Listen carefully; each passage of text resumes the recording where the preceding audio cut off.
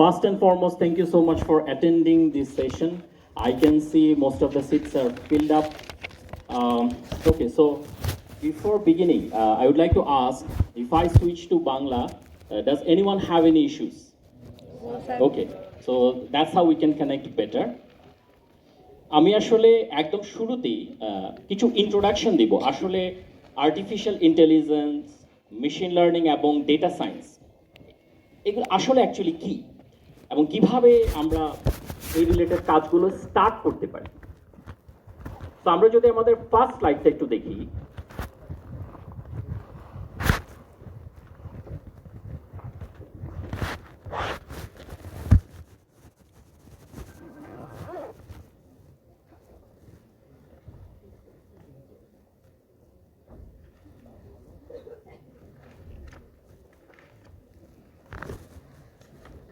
প্রথম কথা হচ্ছে আসলে এই artificial intelligence, machine learning, data science এরা কিন্তু আমাদের ইন্ডাস্ট্রিকে এখন বেশ বুম করছে। Okay, if you see it is actually transforming industries worldwide. কীভাবে? আমরা সবাই ভার্চুয়াল অ্যাসিস্ট্যান্ট ইউজ করছি, রাইট? যেমন সিরি, গুগল অ্যাসিস্ট্যান্ট, অ্যালেক্সা, এগুলো নিয়ে কিন্তু আমরা সবাই খুব পরিচিত। And at the same time এই জিনিসটা শুনিনি এমন কেউ মনে হয় নাই, সেলফ ড্রাইভিং কার, তাই না? একটা এক্সাম্পল আমরা বলতে পারবো? হ্যাঁ, আরেকটু জোরে। ওকে ওকে, ভেরি গুড। সো আসলে এখন যেটা দেখা যাচ্ছে যে এগুলো আসলে সম্ভব হচ্ছে এই জিনিসগুলোর কম্বিনেশন।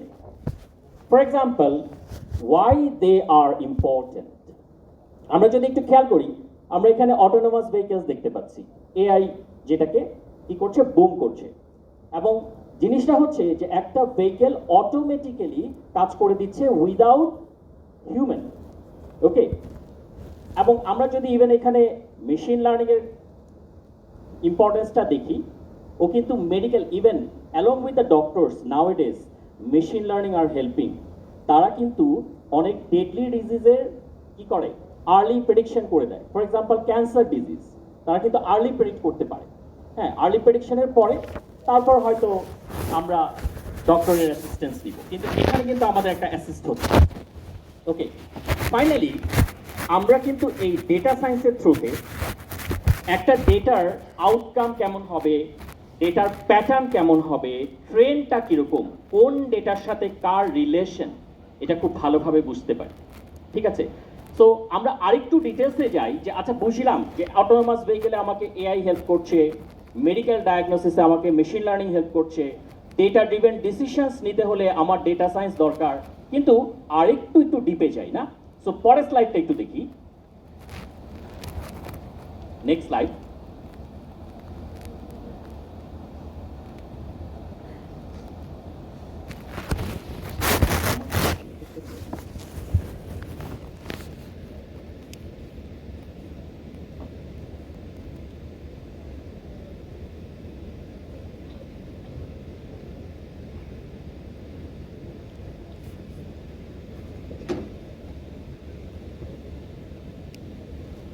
Thank you. সো আমরা যদি একটু ডেফিনেশনটা প্রথমে দেখি, আসলে এখানে কি বলছে দেখো, এআই হচ্ছে আসলে একটা ব্রড ফিল্ড যে কিনা ক্রিয়েট করে ইন্টেলিজেন্স সিস্টেমস। এটাই কিন্তু মূল, ইন্টেলিজেন্স সিস্টেম। ভালো কথা, কিভাবে? Enable machines to think and make decisions without human intervention. তার মানে সে চায় যে হিউম্যানের কোনো ইন্টারভেনশন থাকবে না, I will make my decisions on my own. Fine, বুঝলাম মেশিনকে ইন্টেলিজেন্ট করছে, হিউম্যানের মতো করে চিন্তা করতে সাহায্য করছে, হিউম্যানের ইন্টারভেনশন সে চায় না, এটা হচ্ছে এআই। তাহলে মেশিন লার্নিংটা আসলে, মেশিন লার্নিংকে আমরা আসলে বলতে পারি একটা সাবসেট অফ এআই বা পার্ট অফ এআই। এবং তার দায়িত্ব কি? তার দায়িত্ব হচ্ছে সে আসলে ডেটা থেকে লার্ন করে। তাকে অনেক ধরনের ডেটা দেখানো হয়, সে অনেক এক্সপিরিয়েন্স নেয়, ডেটা দেখে দেখে দেখে দেখে সে আস্তে আস্তে শিখতে থাকে। ঠিক আমরা হিউম্যান যেভাবে শিখি, একটা কাজ দেওয়া হয়, আমরা আস্তে আস্তে শিখতে থাকি, আস্তে আস্তে আমাদের অ্যাকুরেসি বাড়তে থাকে। ওকে, সো একটা এক্সাম্পল দেখি, আমরা যেটা একটু আগে বলে এসেছি, a self driving car autonomously making decisions in real time, AI automatic করছে। একটা মেশিন লার্নিং এর এক্সাম্পল দেখি, the car improving is driving capabilities by learning from data. তার কাজ হচ্ছে পারিপার্শ্বিক ডেটা থেকে লার্ন করা এবং তার উপর বেস করে তার ড্রাইভিংটা ইমপ্রুভ করা, এবং এটাকে অ্যাকশনে পরিণত করছে এআই। এখান থেকে মেশিন লার্নিং শিখছে এবং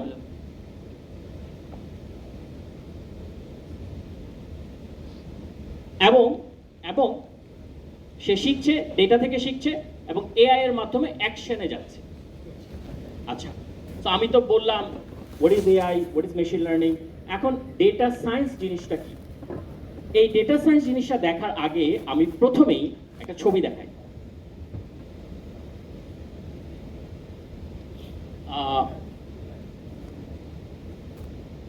ওকে, তো আমরা এই ডেটা সায়েন্সে যখন যাব তখন কিন্তু আমি এখানে দেখতে পাচ্ছি আমার এখানে লেখা আছে data collection, data cleaning, data analysis and so on. But যখন ডেটা সায়েন্সে পুরোপুরি ঢুকতে যাব বেশ কয়েকটা জিনিস আমাদের কাজে লাগবে।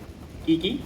আমাদের ম্যাথ জানতে হবে, তারপর কি even programming is also included, programming, ঠিক আছে। তারপর কি স্ট্যাটিস্টিক্স, আসলে এটা একটা খুব বড় একটা ফিল্ড, এবং ইভেন এখানে কম্পিউটার সায়েন্স ইনক্লুডেড, এখানে চাইলে মেশিন লার্নিংও ইনক্লুডেড হয়, ঠিক আছে। তো আসলে অনেক কিছুর কম্বিনেশন, যদিও আমি এখানে বলছি data collection, data cleaning, data analysis, but এর সাথে সাথে কিন্তু আমরা চাইলে ম্যাথমেটিক্স, স্ট্যাটিস্টিক্স, দেন হচ্ছে বিভিন্ন ধরনের অ্যানালাইসিস, দেন হচ্ছে মেশিন লার্নিং, ঠিক আছে, এই সকল জিনিসপত্র, প্রোগ্রামিং, এগুলো সবই ইন্টার রিলেটেড। আমরা আরও ডিপে যাব যে ডেটা সায়েন্স অ্যাকচুয়ালি দেখতে কিরকম এবং কি কি কাজ করা যায়। সো একটু জাস্ট আমরা ডেফিনেশনটা দেখি। একটু আগের স্লাইডটাই যদি যাই, প্রিভিয়াস ওয়ান, আমরা এখানে যদি দেখি ভালো মতো, ডেটা সায়েন্স হচ্ছে এমন একটা discipline that integrates statistical methods এবং ডেটা প্রসেসিং টেকনিক্স। এই দুটো জিনিস, স্ট্যাটিস্টিক্যাল মেথডস এবং ডেটা প্রসেসিং টেকনিক্স। কেন এই দুটো টেকনিককে আমরা ব্যবহার করি? To uncover patterns. ডেটার প্যাটার্নটা কেমন, কি মিন করছে, রাইট, কি মিন করছে, ওর প্যাটার্নটা কেমন। আগের স্লাইডটাতেই থাকি, previous one,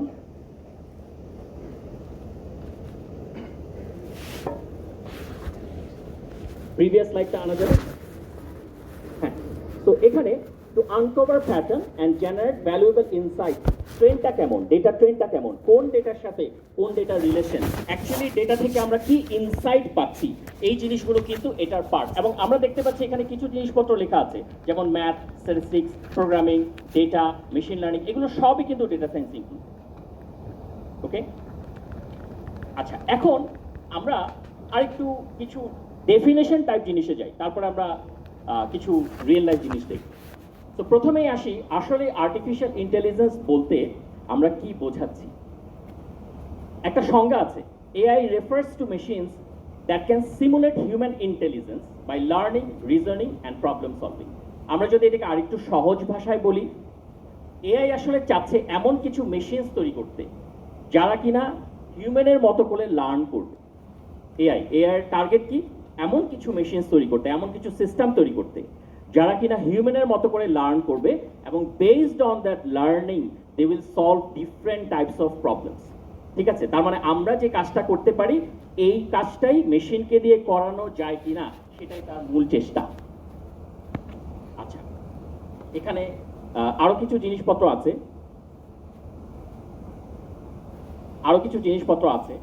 তো হ্যাঁ, আমি একটু যে স্লাইডটা দেখছি এটা আসলে লেটেস্ট না, আমি একটু লেটেস্ট স্লাইডটা ওপেন করতে বলি, সেখানে আরো কিছু ইনফরমেশন আছে।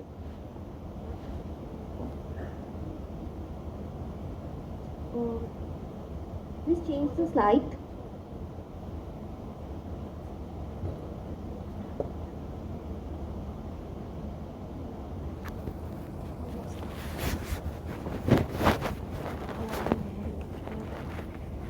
আমি একটু জাস্ট লেটেস্ট স্লাইডটা দেওয়ার ব্যবস্থা করছি, ওখানে বেশ কিছু ইনফরমেশন আছে।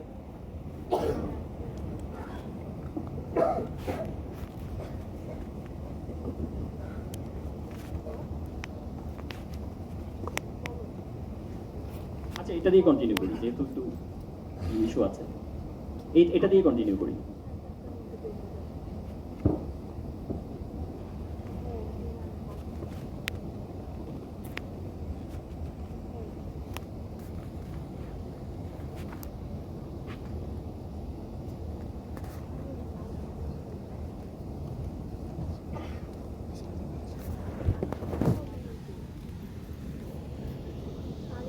যেটা বলছিলাম যে তারা আসলে চাচ্ছে কি হিউম্যান যেভাবে লার্ন করে এবং যেভাবে ডিসিশন মেক করে ঠিক একইভাবে যাতে মেশিনও তাই করতে পারে, তার মধ্যে আমরা এমন ক্যাপাবিলিটিস রাখবো যার থ্রুতে তারা এই কাজটা করতে পারে। ফাইন। যেমন আমরা এখানে কিছু এক্সাম্পল বলতে পারি। আমি স্লাইডটাকে একটু চেঞ্জ করছি। আমরা এখানে কিছু এক্সাম্পল বলতে পারি, যেমন হচ্ছে আমরা যেটা দেখে এসেছি যে গুগল ট্রান্সলেট, এটা একটা এক্সাম্পল হতে পারে। সেলফ ড্রাইভিং কার, এটা আমরা অলরেডি কিন্তু মেনশন করেছি। চ্যাটবটস, এটা একটা এক্সাম্পল হতে পারে আর্টিফিশিয়াল ইন্টেলিজেন্সের। আমরা এটা ইউজ করি না এমন কেউ আছি? তাই না? সবাই কিন্তু ইউজ করি। চ্যাটবটস এটাও কিন্তু আমরা ইউজ করি। তো এগুলো কিন্তু সবই আসলে কি করছে, আমরা একটা কিছু তাকে ইনপুট দিচ্ছি এবং it is making decisions on its own, তার ভেতরে ওই ক্যাপাবিলিটিটা আছে। আচ্ছা, সো এখানে কয়েকটা সাবফিল্ড আছে। আমরা যখন আর্টিফিশিয়াল ইন্টেলিজেন্স নিয়ে কাজ করব কয়েক ধরনের সাবফিল্ডস আছে। সেগুলো কি কি? যেমন একটা সাবফিল্ডস হচ্ছে ন্যাচারাল ল্যাঙ্গুয়েজ প্রসেসিং, যেগুলোকে আসলে বলা হয় লার্জ ল্যাঙ্গুয়েজ মডেল বা সংক্ষেপে এলএলএম। আমরা এরকম একটা মডেলের নাম বলতে পারবো যে কিনা লার্জ ল্যাঙ্গুয়েজ নিয়ে কাজ করে, খুবই ফেমাস। হ্যাঁ, চ্যাট জিপিটি, ভেরি গুড। আচ্ছা, চ্যাট জিপিটি, তার সাথে এই যে আমি গুগল ট্রান্সলেটকেও এখানে অ্যাড করলাম। তারপর আর কি কি ফিল্ড আছে? Computer vision. নাওয়াডেজ মানে আমাদের কিন্তু we no longer humans to recognise faces, তাই না?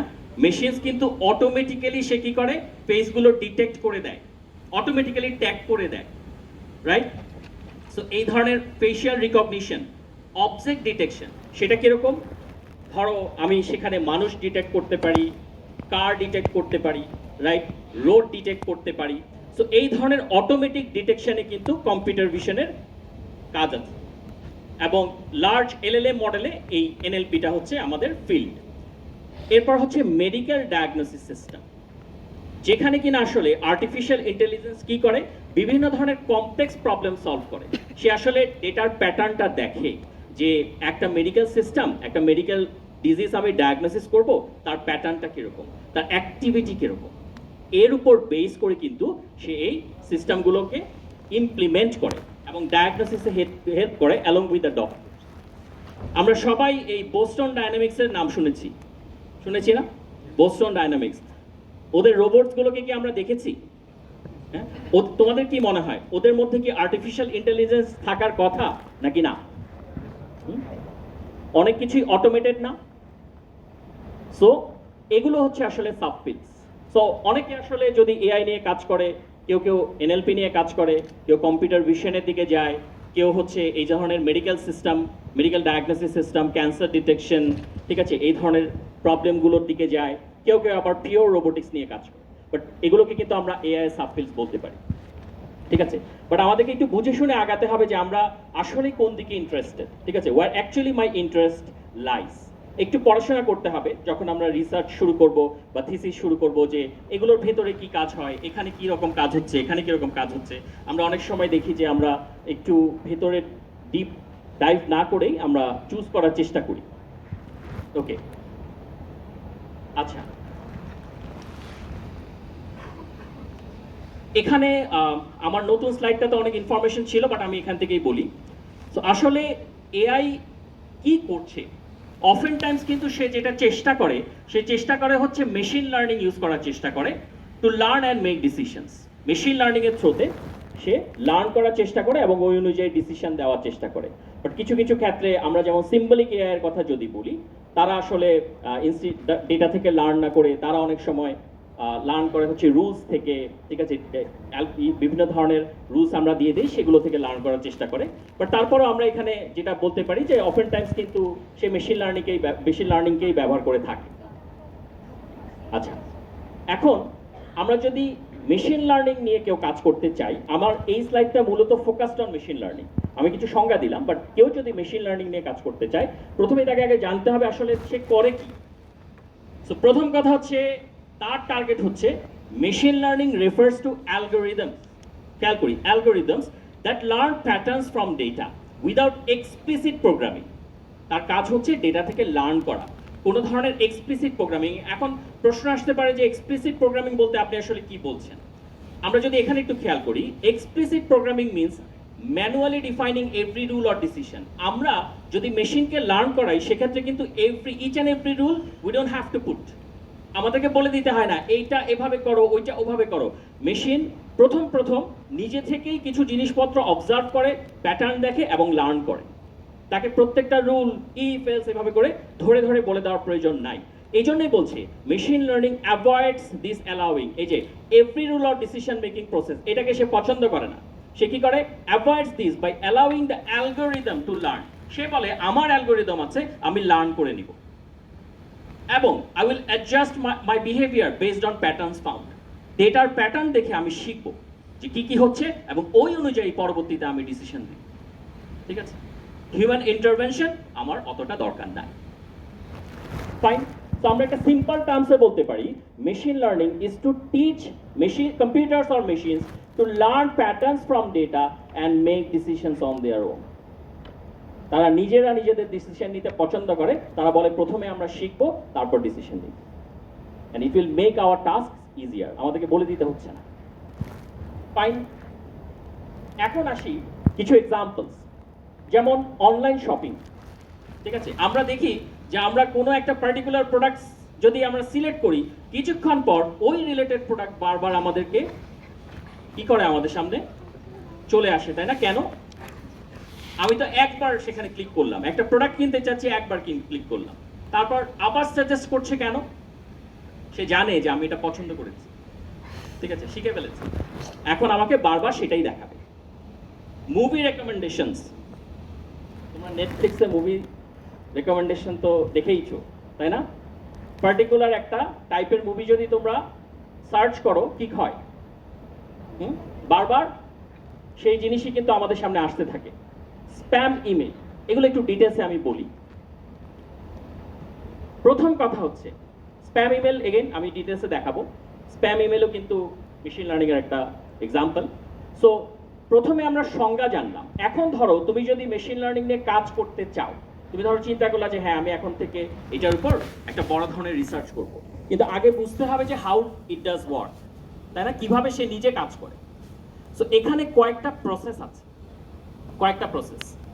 কি? প্রথম প্রসেসটাই আসলে শুরু হয় ডেটা কালেকশন থেকে। আমি কিন্তু আগেই বলেছি সে লার্ন করে থেকে ডেটা থেকে লার্ন করে, তাহলে তোমাকে প্রথমে কিন্তু তাকে ডেটা দেওয়ার ব্যবস্থা করতে হবে অ্যাটলিস্ট। সো কিভাবে কালেক্টটা করব? আমরা কিন্তু ডেটাকে ডিফারেন্ট সোর্সেস থেকে কালেক্ট করতে পারি। যেমন সেটা ওয়েবসাইট হতে পারে, সেটা হতে পারে ডেটাবেস, অথবা যে কোনো ফাইল। এটা ইটস আপ টু আস আমরা কিভাবে কালেক্ট করব। তবে হ্যাঁ, এখানে কিছু ক্যাটাগরি আছে, শুধু ডেটা কালেক্ট করলেই কিন্তু হবে না। কেন? বিকজ এখানে বেশ কয়েকটা জিনিস আছে। একটা হচ্ছে স্ট্রাকচার্ড ডেটা, একটা হচ্ছে আনস্ট্রাকচার্ড ডেটা। আমাদেরকে বুঝতে হবে কোনটা আমাদের লাগবে, কোনটাকে আমরা কালেক্ট করব। স্ট্রাকচার্ড ডেটা বলতে কিরকম? স্ট্রাকচার্ড ডেটা হচ্ছে যেগুলো কিনা টেবিল ওয়াইজ অর্গানাইজ থাকে। আমি স্যাম্পল দেখাবো। স্প্রেডশিট হতে পারে। এই স্ট্রাকচার্ড ডেটা কিন্তু সিএসভি ফাইলও হতে পারে, কমা সেপারেটেড ভ্যালু। ঠিক আছে, নর্মাল এক্সেল আমরা ওটাকে ধরতে পারছি। আর আনস্ট্রাকচার্ড ডেটা কোনগুলো? Random text. ঠিক আছে, তারপর কি টুইটস, ফেসবুক পোস্টস, ইমেজেস, তাই না? এগুলো কিন্তু আনস্ট্রাকচার্ড ডেটা। তো আমি কয়েকটা স্যাম্পল দেখাই। হ্যাঁ, এই যে এখানে আমরা দেখতে পাচ্ছি কয়েকটা ডেটা। প্রথম ডেটাটাই আমরা কিন্তু বলছি নিউমেরিক্যাল ডেটা। এটা কেন নিউমেরিক্যাল ডেটা? ওয়াই? প্রথমটা সব নিউমেরিক ভ্যালু, ওকে, ভালো কথা। নিচেরটা টেক্সচুয়াল ডেটা, তাই না? আমরা যদি এই দুটো শুধু কনসিডার করি, এটা আর এটা টেক্সট না, টেক্সট বেস। আর এই যে একদম রাইটের এটা ইমেজ, তাই না?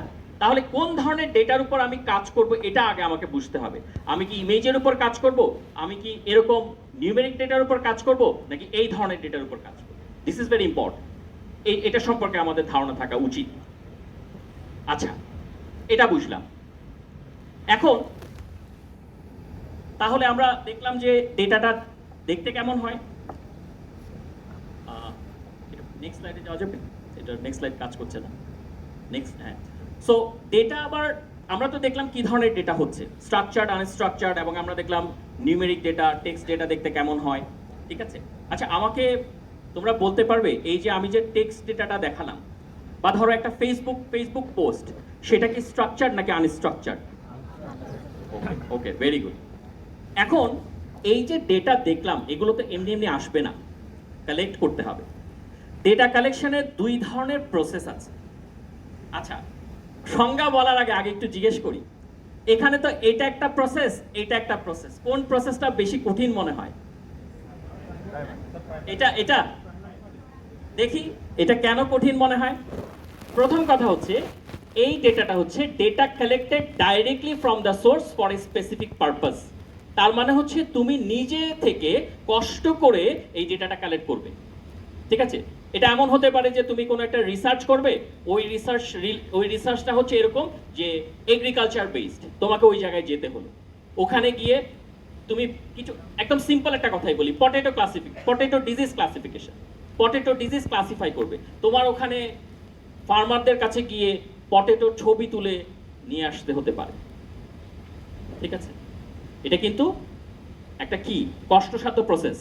এবং এরকমও হতে পারে যে তোমার এমন হচ্ছে যে তোমাকে সার্ভে এবং কোয়েশ্চেনিয়ারিজ থেকে ডেটা কালেক্ট করতে হচ্ছে, Google forms for customer feedback, তোমাকে বড় ফর্ম বানাতে হবে, সেখান থেকে ডাইরেক্টলি কাস্টমার থেকে ডেটা কালেক্ট করতে হতে পারে, ডাইরেক্টলি ফিডব্যাক নিব। কাস্টমার কি চায় সেটা যদি আমি না জানি, তাহলে তো আমার খালি সিস্টেম বানিয়ে লাভ নেই, রাইট। সো এটা করতে হতে পারে। এবং ইভেন এমনও হতে পারে যে তুমি কিছু সেন্সরস বসিয়েছো যেগুলো কিনা লাইভ ওয়েদার ডেটা কালেক্ট করছে। আমি কিন্তু লাইভ বলছি, লাইভ মানে কি? লাইভ মানে হচ্ছে এটা কিন্তু আউটডেটেড ডেটা না, recent data, very recent data. Okay, so এই যে আমি এত কষ্ট করে জিনিসগুলো কালেক্ট করছি, এবং এখানে কিন্তু আমার ফুল কন্ট্রোল আছে, আমি কিন্তু টাইমিং আমি ডিসাইড করছি, রাইট। এবং কোন ধরনের ডেটা কালেক্ট করব সেটাও আমি ডিসাইড করছি, কিভাবে কালেক্ট করব, কার কাছ থেকে কালেক্ট করব, কতটুকু কালেক্ট করব, সবকিছু আমি ডিসাইড করছি। এই কারণে এখানে কিন্তু আমার ফুল কন্ট্রোল আছে, যার কারণে কিছু অ্যাডভান্টেজেসও আমি পাচ্ছি, মোর অ্যাকুরেট, লেস। ডিসঅ্যাডভান্টেজ হচ্ছে তোমার অনেক সময় এমন হয় না যে এটা দিয়েছো কিন্তু কিছু মনিটরি বেনিফিট দিতে হচ্ছে, তাই না? দ্যাট মিন্স কি, sometimes it becomes costly, time consuming. এই ধরনের ডেটা কালেকশন প্রসেস রাতারাতি তো আর হয় না। আমি ফিডব্যাক নিতে হলে একটু সময় দিতে হবে, আমি সেন্সরের থ্রুতে ডেটা কালেক্ট করতে হলে একটু সময় দিতে হবে। তো সেক্ষেত্রে আমার কি লাগে, এটা একটা টাইম কনজিউমিং প্রসেস, এবং মাঝে মাঝে যখন আমার এখানে মানি ইনভেস্ট করতে হচ্ছে তখন সেটা কস্টলিও হয়ে, বাট এটা ভালো, এই প্রসেসটা ভালো। এবং এই কারণেই বলা হচ্ছে এটা more valuable because it is specific and high quality. Specific data পাচ্ছি এবং কোয়ালিটি ভালো হচ্ছে, যেহেতু আমি নিজে ইন্টারভেনশন করে সবকিছু সুন্দর মতো করে প্রসেস করে নিয়ে আসছি। সো এটা ভালো। যখনই আমি রিসার্চ স্টুডেন্টদের সাথে কথা বলি, ওরা প্রথমে এটা চেষ্টা করে করার, এটা খুব চেষ্টা করে তারা করার, এবং they are very much interested towards it, but ultimately ended up with this. এটা করতে একটু সমস্যা হয়ে যায়, তো এটা বেশ টাইম কনজিউমিং। আচ্ছা, এবার আসি সেকেন্ডারি ডেটা কালেকশন কেন এটার মতো না, বা কেন একটু ইজিয়ার। কারণ হচ্ছে data collected from existing sources, not originally collected from a specific purpose. এর মানে হচ্ছে এই যে ডেটাটা, এটা আমার গিয়ে কালেক্ট করা বা হচ্ছে কোনো একটা মিডিয়ামের থ্রুতে কালেক্ট করা এরকম লাগছে না, এটা অলরেডি এক্সিস্টিং সোর্সে আছে, ঠিক আছে। যেমন আমরা বলতে পারি এই যে public website using WHO health data set, এটা অ্যাভেলেবেল, ঠিক আছে, এটা অ্যাভেলেবেল। তারপর হচ্ছে টুইটস, ফেসবুক পোস্ট, এগুলো অলরেডি অ্যাভেলেবেল। কিন্তু আমি জাস্ট এগুলো নিলেই তো হলো না, ঠিক আছে, এগুলো নিলেই হলো না, এখানে অনেক ধরনের পরবর্তী প্রি প্রসেসিং আছে। শুধু কিন্তু এই সেকেন্ডারি ডেটা কালেক্ট করলেই হলো না। এবং কেন বলছে যে not originally collected for a specific purpose, এগুলো আমাদের যেভাবে দরকার সেভাবে সাজানো থাকে না। আমি ধরো আমার রিসার্চে I would like to use it in some way, but এটা ওইভাবে থাকবে না, এটা তো পাবলিক ডেটা, ওর মতো থাকবে, আমাকে এটা আমাদের মতো করে নিতে হবে, আরও কাজ আছে। সো দ্যাট ইজ ওয়াই এখানে ওরা বলছে যে quick and easy to obtain, যেহেতু পাবলিক, যেহেতু অলরেডি রিসোর্সেস অ্যাভেলেবেল আছে, we can easily collect it. But হ্যাঁ, quick and easy to obtain, good for large scale projects as well. বড় প্রজেক্টের জন্য বড় ডাটা পাবো, কারণ অলরেডি এক্সিস্টেড, কোনো না কোনো জায়গায় তো থাকবেই, কোনো না কোনো সোর্স থেকে তো আমরা এটাকে নিতেই পারবো, তো খুব একটা সমস্যা হবে না। বাট তারপরও সমস্যা কোথায় হবে, আফটার কালেক্টিং ইট তখন যে সমস্যাটা হয়, may need cleaning and may not be exactly relevant. আমাকে কি করতে হবে, এগুলো কালেকশনের পর আবার বসে বসে ক্লিন করতে হবে, আবার কি করতে হবে, এটা এমন না যে আমার রিসার্চের সাথে পুরোপুরি রিলেভেন্ট হবে, এরকমও নাও হতে পারে, এরকম নাও হতে পারে। ধরো আমি অনেকগুলো ফেসবুক পোস্ট কালেক্ট করলাম, কিন্তু আমাকে সেখান থেকে ফিল্টার আউট করতে হবে, যেগুলো দরকার সেগুলোকে রাখতে হবে, যেগুলো দরকার না সেগুলোকে আবার রিমুভ করতে হবে। তো অনেকখানি কাজ আছে, এই কারণেই ওরা বলছে less valuable compare to primary data. ঠিক আছে, অনেক কাজ আছে, অ্যাকুরেট, খুব একটা অ্যাকুরেটও হয় না, রাইট? সো এই কারণে এটা হচ্ছে less valuable compare to primary data. তো আমাদের চেষ্টা থাকা উচিত প্রাইমারি ডেটা কালেকশনে, নর্মালি চেষ্টা থাকা উচিত। ঠিক আছে, আচ্ছা এখন ধরলাম আমি কোনো কারণে প্রাইমারিতে যেতে পারলাম না, সেকেন্ডারিতে গেলাম, এখন সেখানে তো আমাকে প্রসেস করতে হবে, তো আমি কিভাবে প্রসেস করব, খেয়াল করি। আমরা যদি এই ডেটাটা দেখি, এই ডেটায় আমাদের কি কি সমস্যা আছে, যেমন এখানে আমরা একটা ডেটা সেট কালেক্ট করেছি ঠিকই, কিন্তু এখানে এই ভ্যালুটা আমাদের কাছে নেই, এই ভ্যালুটা আমাদের কাছে নেই, এইটা আমাদের কাছে নেই, এই ভ্যালুটা আমাদের কাছে নেই। এখন এগুলোর ব্যবস্থা করতে হবে। এগুলোকে কি ভ্যালু বলে, মিসিং ভ্যালুস। যেখান থেকে ডেটা নিয়েছি সেখানে এই পুরো ডেটাটা আছে ঠিকই, কিন্তু এই যে কয়েকটা ভ্যালুস মিসিং হয়ে গেছে। তারপর এখানে খেয়াল করি, ডেটা সেট উইথ এরর্স। এখানে লেখার কথা ছিল 20, কিন্তু ইনপুট যখন দেওয়া হয়েছে লিখেছে 2O। এই ডেটা নিয়ে কি আমার লাভ আছে? এখানে একটা 0 থাকার কথা ছিল, কিন্তু আলটিমেটলি আমি কি পাচ্ছি, NA। এটা মিস স্পেল, এখানে থাকার কথা ছিল ইলেকট্রনিক্স, বাট আমার এখানে ই মিসিং, এই ডেটা তো আমি নিতে পারবো না। এখানে থাকার কথা ছিল 35, অথচ মানে এই নিউমেরিক 35 এমন একটা ডেটা আমি পেয়েছি যেখানে এইভাবে লেখা আছে, কাজে এটাকে আমি নিতে পারছি না। সময়টা খুব লিমিটেড, আমি অনেক কিছুই রেখেছিলাম, বাট আমি কয়েকটা জিনিস একটু শর্টকাটেই বলতে চাই।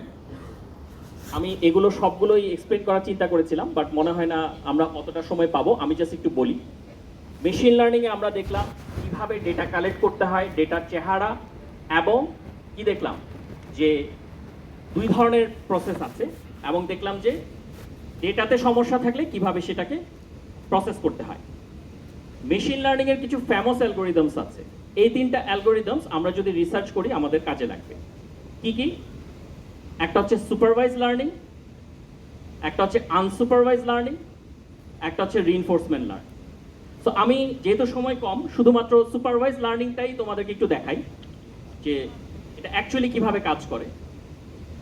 সো সুপারভাইজ লার্নিংটা আসলে যেই জিনিসটা করে, এটা আনসুপারভাইজ, আমি একটু সুপারভাইজডে যাই।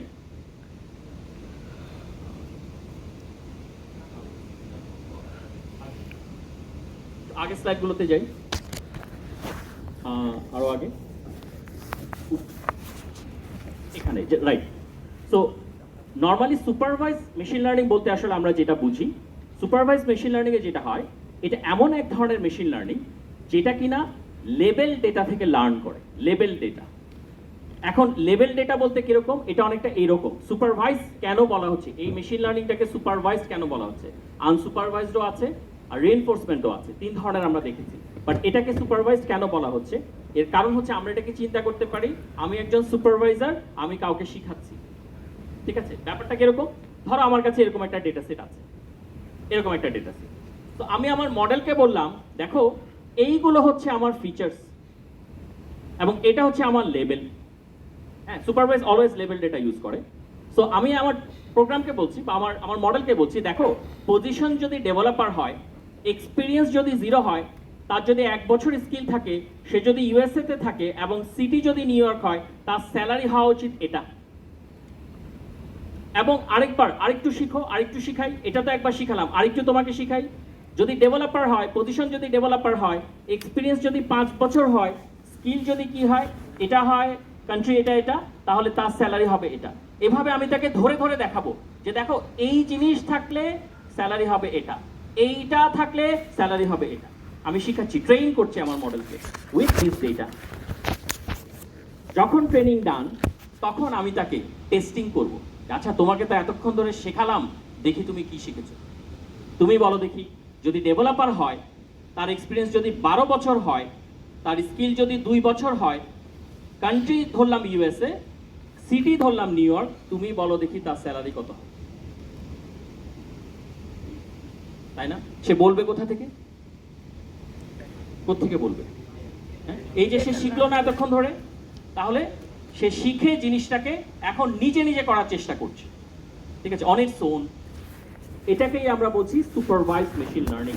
তো তোমরা যদি মেশিন লার্নিং এ কাজ করতে চাও, তাহলে তোমাদের এই ধরনের ডেটা নিয়ে কাজ করতে হবে। যদি সুপারভাইজড লার্নিং নিয়ে কাজ করতে চাও, there are other models as well, unsupervised reinforcement, but ওটা আসলে মনে হয় না শেষ করতে পারবো। তো আমি এই স্টেপ থেকে সরাসরি চলে যাব যে একদম শুরুতে তোমাদের কি কি জিনিসপত্র শেখা উচিত। আচ্ছা, সো আমি জাস্ট একটু কয়েকটা জিনিস যেটা না দেখালেই না। আগের স্লাইডে যাওয়া যাবে, আগের স্লাইড। এটা অনেকেই প্রশ্ন করে যে আমি রিসার্চ করব, কিন্তু আমি আসলে বুঝতে পারছি না কোত্থেকে লিখতে। প্রথমে বিগিনিং লেভেল কোর্স, এটা ধরো তুমি পারো, ভালো মতো পারো। এরপর তুমি কি করবে? এরপর তুমি কিছু ম্যাথ কনসেপ্টসের উপর ফোকাস করবে। লিনিয়ার অ্যালজেব্রা, নাম শুনেছি? Linear algebra, basic statistics, probabilities, simple graph কিভাবে কাজ করে, এই ধরনের জিনিসগুলো জানা খুবই দরকার। Linear algebra, statistics, basic statistics, probabilities, simple graphs, এগুলো। তো এগুলো নিয়ে যখন আমাদের একটা ভালো ধারণা হবে, তারপর আমরা কি করব? Start with data science. কিছু ডেটা নিব, অ্যাভেলেবেল ডেটা আছে, নট নেসেসারি যে আমাদের প্রথমেই প্রাইমারি ডেটা দিয়েই শুরু করতে হবে, ঠিক আছে, যেহেতু সেটা একটু কস্টলি এবং আমরা দেখতে পাচ্ছি কালেক্ট করা একটু difficult at the very beginning. তো আমরা সেকেন্ডারি ডেটা দিয়ে শুরু করি, ঠিক আছে, অ্যাভেলেবেল ডেটা দিয়ে শুরু করি। Analyse a data set and visualise it using graphs. আমাদের কি লাগবে? আমাদের ধরো একটা এক্সেলের ডেটা সেট নিলাম, আর সিম্পলি পাইথন লাগবে, সেখানে একটা পান্ডাস বলে লাইব্রেরি আছে, সেটা লাগবে, আর কিছু লাগবে না। এই তিনটা জিনিস নিয়ে একটা ছোট্ট প্রজেক্ট করি, একটু আইডিয়া বাড়বে, প্রথমেই বড় কিছুতে না যাই, ঠিক আছে। সিম্পলি এই তিনটা জিনিস, একটা ডেটা সেট, পাইথন আর পান্ডাস, এগুলোই আমাদের হাতিয়ার থার্ড স্টেপে। দেন ফোর্থ স্টেপ, এটা তো ডান, আমি পাইথন পারি, আমি ম্যাথের বেসিক পারি, আমি ডেটা সায়েন্সও দেখতে পাচ্ছি। এখন আমি আসি স্টার্ট উইথ মেশিন লার্নিং। কিভাবে করব? একটা সিম্পল মডেল বানাই। কিভাবে? Build a simple model like predicting housing prices. আমরা আগেরটায় কি প্রেডিক্ট করছিলাম? স্যালারি। আর এখন আমরা কি দেখব? হাউস প্রাইস দেখব। সিম্পল। সেক্ষেত্রে কি লাগবে? সাইকিট লার্নিং, এটা একটা লাইব্রেরি। আর সিম্পলি গুগল কোল্যাব লাগবে। গুগল কোল্যাব ইউজ করি না এরকম মানে জানি না, শুনিনি কখনো এরকম কেউ আছি। ফ্রি টুলস, সার্চ করব, কোল্যাবে যাব, কোড লিখব, as simple as that. 4 number step. Last step কি? Try small projects like making a chatbot or image recogniser. তোমার কি লাগবে? টেনসরফ্লো লাগবে, রাইট? তুমি এমন একটা ছোট্ট প্রোগ্রামিং বা অ্যালগোরিদম বা মডেল বানাবে যেটা কিনা ইমেজ কোনটা দিয়েছো, যে ইমেজটা দিয়েছো সেটাকে অলরেডি রিকগনাইজ করে দিচ্ছে, ঠিক আছে। তুমি যদি ক্যাটের ইমেজ দাও, সে বলে দিবে এটা ক্যাট। তুমি যদি ডগের ইমেজ দাও, সে বলে দিবে ডগ। তো এইভাবে করে যদি আগাই, তবে হ্যাঁ, এই প্রসেসটা যত দ্রুত করা সম্ভব তত ভালো। এমন না যে এটা করতেই আমরা অনেক বেশি সময় নিয়ে ফেলবো, তাহলে পরবর্তী জিনিস শিখতে পারবো না। আচ্ছা, অনেক কিছুই বলার ছিল, বাট আমি আশা করি কিছু জিনিস অ্যাটলিস্ট তোমাদেরকে বলতে পেরেছি। So floor for the next speaker.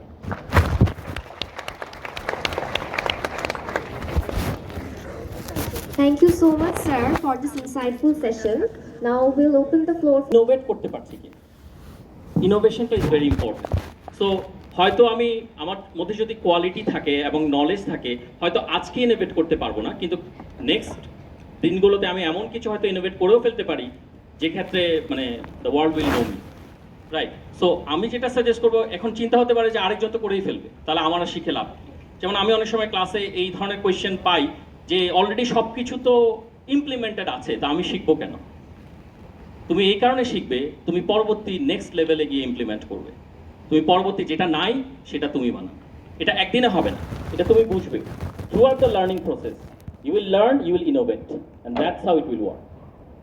Sir then আমাদের থিসিস পিরিয়ডটা তো অনেক ছোট, এত ছোট সময়ের মধ্যে আমরা কিভাবে একটা কাজ মানে একটা কোয়ালিটিফুল কাজ করতে পারবো? প্রথম কথা হচ্ছে যে it depends on our dedication. ধরো আমি যদি তোমাকে, তুমি ধরো একটা আমি এভাবে একটু রাফলি বলি, ধরো তুমি একটা জব ফিল্ডে আছো, আমি যদি তোমাকে বলি এই কাজটা আমার 1 মাসের মধ্যে লাগবে, তোমার রেসপন্সটা কি হবে আমাকে একটু বলবে? ধরো আমি চাচ্ছি অ্যাজ এ বস, আমি চাচ্ছি 1 মাসের মধ্যে আমার এই কাজটা লাগবে, যেটা আসলে ফিজিবল না, তোমার রেসপন্সটা কি হবে? আমি ফিক্স করে দিলাম, হ্যাঁ এটা তুমি থিসিসের কথা বলছো, লেটস থিঙ্ক অ্যাবাউট জবস, তখন কি হবে? আমরা কিন্তু ট্রাই করব, চেষ্টা করব যে যেভাবেই হোক 3 মাসের জিনিসটা আমি 1 মাসে শেষ করার আমি দেখবো যে আমার ক্যাপাবিলিটি কতটুকু, এবং ultimately at the end of the day দেখবো যে আমি অ্যাটলিস্ট 100% না করতে পারলেও 80 to 90% কাজ বের করে নিয়ে আসছি। ঠিক আছে? সো এখানেও আমি যেটা বলবো, আমরা চিন্তা করি যে আমাদের থিসিস পিরিয়ডটা অনেক ছোট। কেন ছোট? কারণ আমরা এটাকে 1 বছর হিসেবে দেখি না, আমরা দেখি 4 মাস। আমরা কাজ করি থার্ড ফেজে গিয়ে। কিন্তু আমি যদি শুরু থেকে 1 বছরের মানে আমার কত মাস? 12 মাস। 12 মাসে আমার প্রত্যেক মাসে আমি 30 ডেজ করে পাচ্ছি। প্রতিদিন যদি আমি একটু একটু করে কাজ আগাই, সেই কাজ আর কাজ থাকে না কিন্তু। Am I right? তাই না? আমরা কিন্তু এই ভুলটাই করি। আমরা প্রথম 8 মাস কিছুই করি না, লাস্টের 4 মান্থসে গিয়ে আমাদের মনে হয় অনেক কাজ। এই জন্যই we should start from the very beginning, প্রত্যেকটা দিন একটু একটু করে কাজ আগাবো। ঠিক আছে?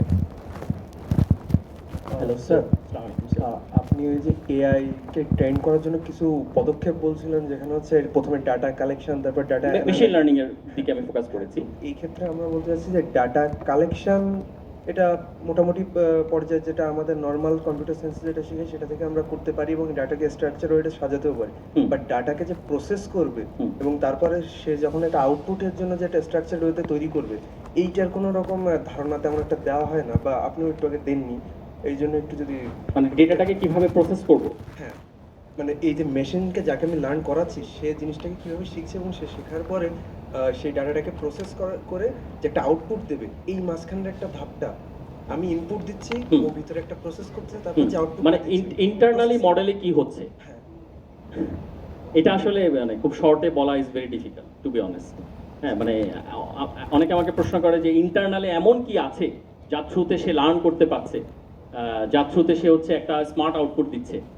টু বি অনেস্ট এটা একটু এক্সপ্লেনেশনের দরকার আছে। হ্যাঁ এই যে একটু আগে আপনি এসে ডিপসিকের কথাও বলছিলেন না, তো ডিপসিক নিয়ে একটা কন্ট্রোভার্সি ছিল যে মানে এরা আমেরিকান যে মানে এনভিডিয়া চিপ, ওরা হচ্ছে মানে ক্লেম করতেছে যে ওদের ওই চিপ ছাড়া এআই কে এইভাবে ট্রেন করা সম্ভব না। মানে আমি ওটা কনস্পিরেসির ভিতরে যাইতে চাচ্ছি না, বাট এইখানে যে চিপটার কথা বলতেছি যে ওই শুধুমাত্র এনভিডিয়ার যে গ্রাফিক্সের যে চিপ, ওইটা দিয়ে দ্রুততম সম্ভব যে একটা এআই কে ট্রেন করা।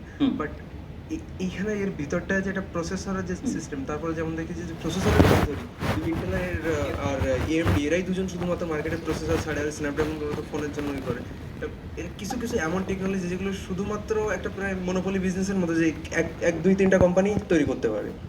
এর ভিতরে এমন কি করে যে আসলে প্রসেসটা করার জন্য সক্ষম আর কি? আমাকে একবার একজন কোয়েশ্চেন করেছে যে এই যে আপনি যে জিপিউর কথা নিয়ে প্রশ্ন করেছে আর কি, যে এর ভেতরে কি আছে, কি করলে আমি ওটা বানাতে পারবো।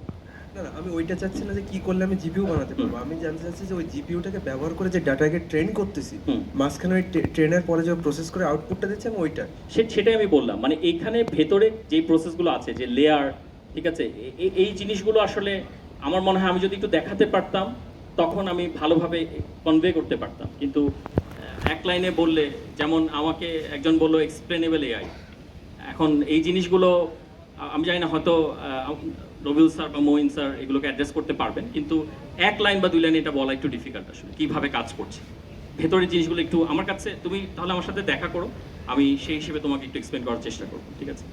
কিছু জিনিস ছবি দেখিয়ে, কিছু জিনিস এক্সপ্লেন করে কি হচ্ছে তখন বোঝাতে পারবো। থ্যাংকস। হ্যালো স্যার, স্যার রেইনফরমেন্স লার্নিংটা নিয়ে কি কিছু বলা যাবে?